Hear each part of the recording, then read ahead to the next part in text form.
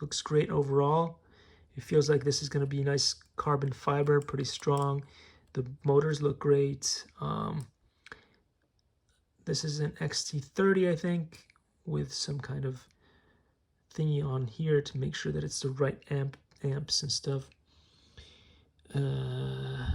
Just generally speaking, it looks good. There's some 3D printed parts, as you can see here. And here, I guess it's TPU.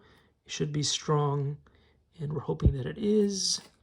And yeah, I'm very excited to see what this mini run cam can do. I have a larger run cam for the Captain Drone Mobile, aka the Arma, the only Arma. I think it's called the Granite something. The only Arma that doesn't cost you an Arma and a Lega. Anyway, I'm really excited about this. This looks cool. Likey.